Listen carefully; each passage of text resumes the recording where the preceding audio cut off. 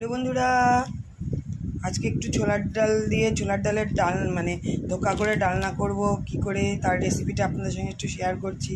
দেখুন, ছোলার ডাল ভিজিয়ে রেখেছিলাম, ফুলে গেছে, ঠিক একদম হয়ে গেছে, ঠিকঠাক ভিজে গেছে। এবার একে মিক্সি করে তারপরে রেডি করব কিভাবে, সেটা একটু আপনাদের সঙ্গে শেয়ার করব, দেখাবো। হ্যালো বন্ধুরা, এবার দেখুন, ডালটাকে আমি মিক্সি করে নিয়েছি, গ্রাইন্ড করে নিয়েছি।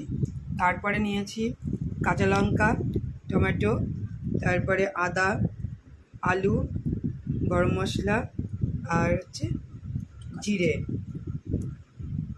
এবার আলু বাদ দিয়ে বাকি সবগুলোকে আমি মিক্সিতে গ্রাইন্ড করে নেব। একটু কাঁচা লঙ্কা বাটার সঙ্গে, ডাল বাটার সঙ্গে আমি দিলাম একটু ধনের গুঁড়ো দিয়েছি, জিরের গুঁড়ো দিয়েছি, আর এই যে হলুদ দিলাম। আর একটা জিনিস আপনাদেরকে স্কিপ করে গিয়েছি, সেটা হচ্ছে একটু হিং ভিজানো জল মিক্সিতে গ্রাইন্ড করার সময় দিয়েছিলাম। আর পরিমাণ মতো লবণ দিলাম। একটু চালের গুঁড়ো দেওয়া হলো বড়াটাকে টাইট করার জন্য। স্বাদ মতো একটু চিনি দেওয়া হলো।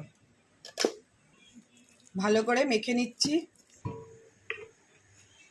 একটু সাদা তেল দিলাম।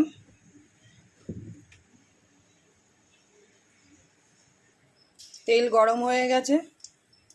এবার একটা একটা করে বড়ার আকারে ছাড়ছি।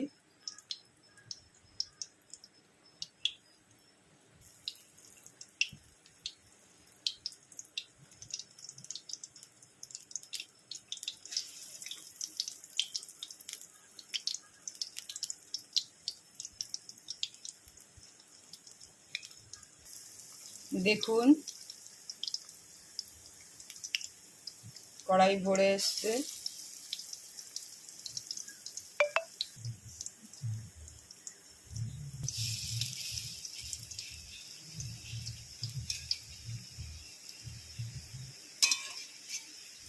একে একে উল্টে নিচ্ছি,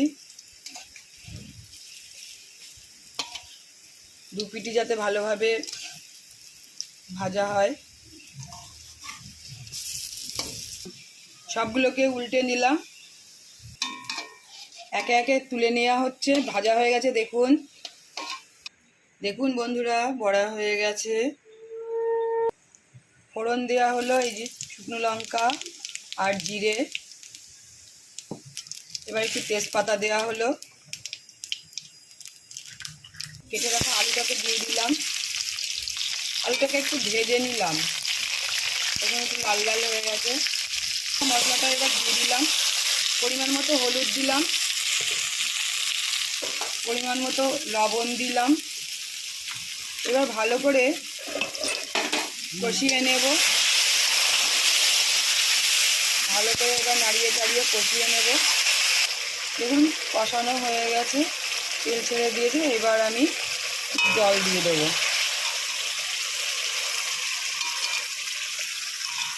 ঢেকে দিলাম। দেখুন, ঢাকা খুলে দিয়েছি, ফুটছে ভালো করে। এইবার বড়াগুলোকে ছেড়ে দেবো। ভালো করে নাড়িয়ে নিলাম।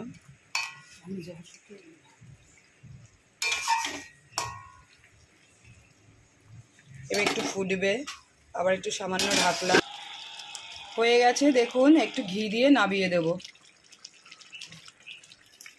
দেখুন, নাবিয়ে নিলাম।